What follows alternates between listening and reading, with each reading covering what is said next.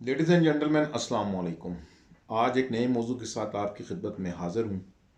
آج کا موضوع اس عظیم المرتبت شخصیت کے بارے میں ہے جن کے بارے میں نبی آخر الزمان خاتم المرسلین حضرت محمد صلی اللہ علیہ وسلم، جن پر میری جان بھی قربان، جن پر میری آل اولاد قربان، نے فرمایا تھا من کن تم مولا فحاظ علی مولا، کہ جس کا میں مولا اس کا علی مولا۔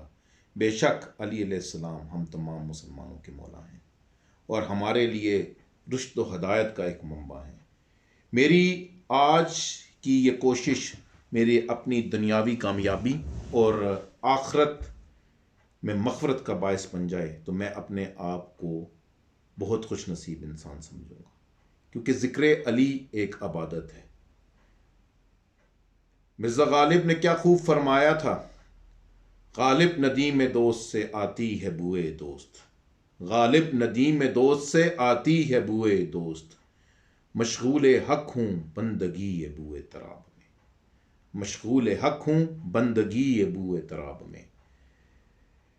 اب مجھ جیسا کم علم شخص تو علی علیہ السلام کی شان نہیں بیان کر سکتا، تو جو یہ کوشش ہے میں نے اس کے بارے میں پہلے عرض کر دیا، تو میں مستعار لوں گا کچھ اشعار تین بڑے شعراء کے، میر انیس،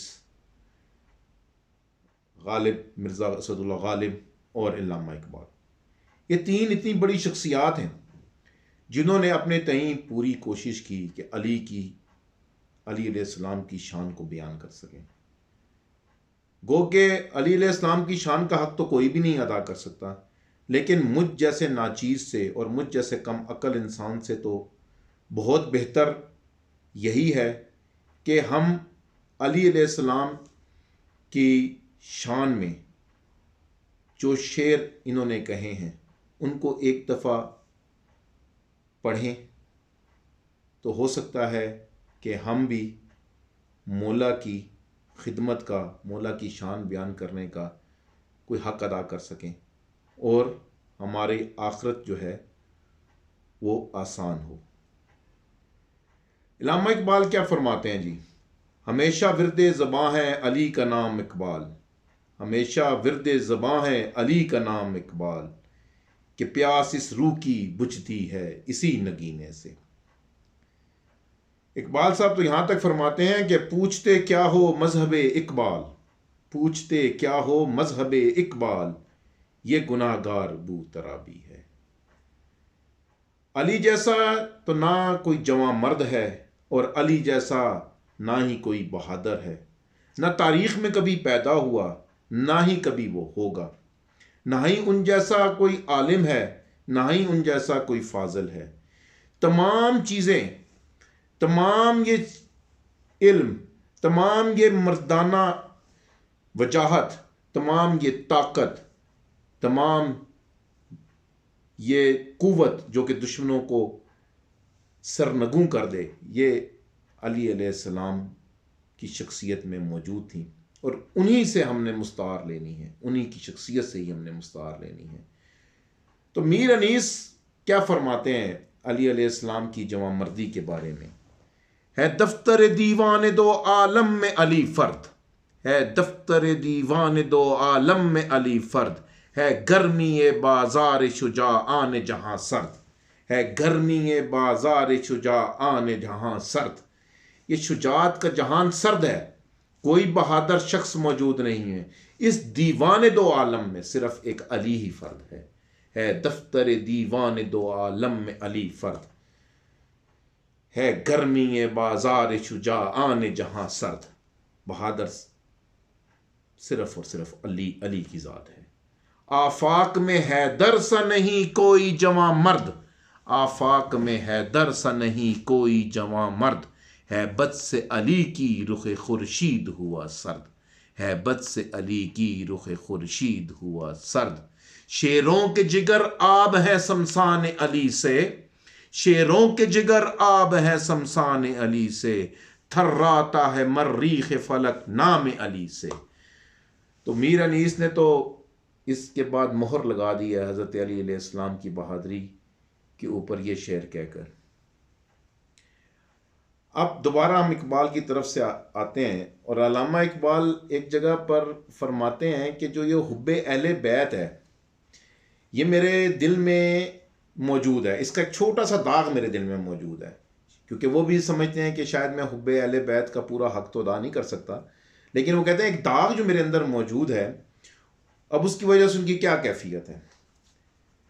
دل میں ہے مجھ بے عمل کے داغ عشق اہل بیت، دل میں ہے مجھ بے عمل کے داغ عشق اہل بیت، ڈھونڈتا پھرتا ہے ذل دامن حیدر مجھے، ڈھونڈتا پھرتا ہے ذل دامن حیدر مجھے۔ اور اقبال کا ایک شعر ہے جو کہ میرے خیال میں ہم سب کی طبیعت کو خوش کر دے گا۔ مسلم اول شہ مرداں علی، مسلم اول شہ مرداں علی، عشق را سرمایہ ایماں علی، عشق را سرمایہ ایماں علی۔ ہمارے ایمان کا سرمایہ ہے حضرت علی کی ذات، اور اس میں کوئی شک نہیں ہے کہ کوئی ایسی جگہ، کوئی ایسا موقع ان کی زندگی میں نہیں آیا جہاں پہ انہوں نے مسلمانوں کے ایمان کی حفاظت نہ فرمائی۔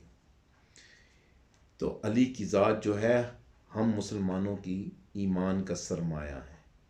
اور حب اہل بیت میں علی علیہ السلام کے خاندان سے محبت کا اظہار کرتے ہوئے اقبال کیا فرماتے ہیں؟ از ولائے دو دمانش زندام، از ولائے دو دمانش زندام، فارسی کا شعر ہے۔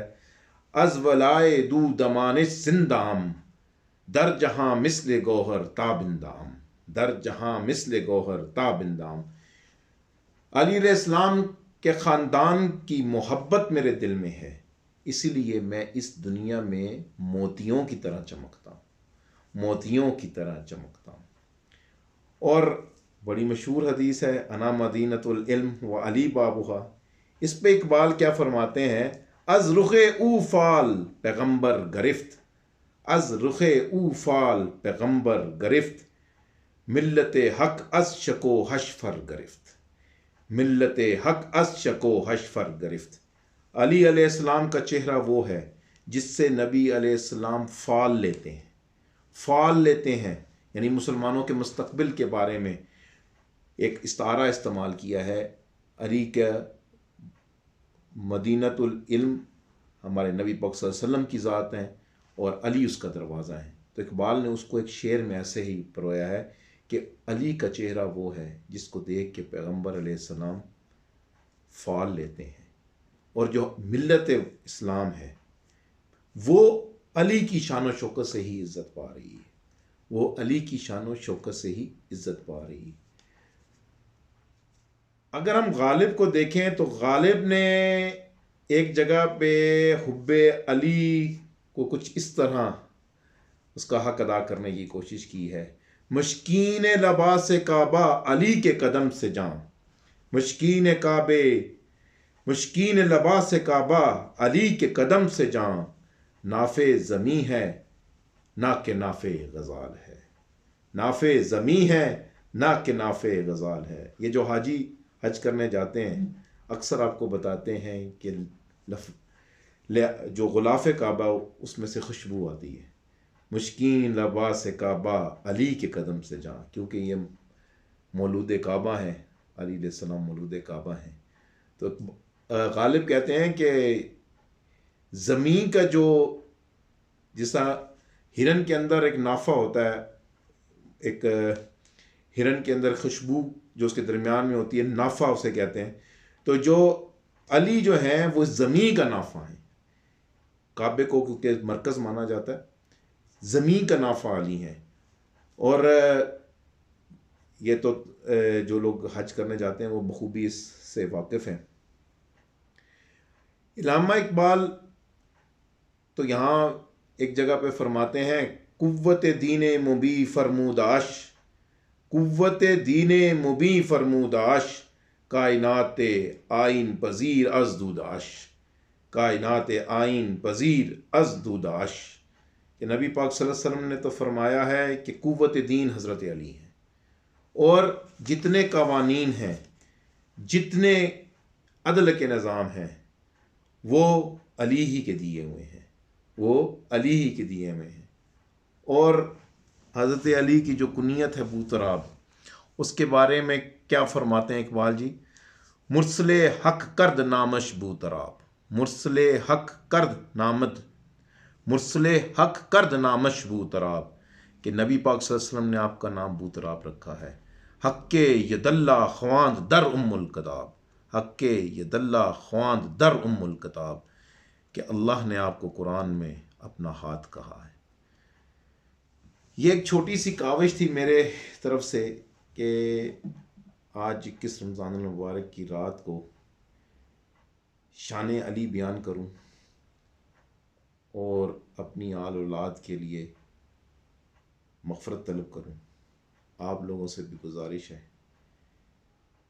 21 رمضان المبارک سے طاق راتوں کا آغاز ہو چکا ہے، اور میری یہ کوشش میری مغفرت کا اور تمام عالم اسلام کی بھلائی کا پیش خیمہ۔ بہت بہت شکریہ۔ السلام علیکم۔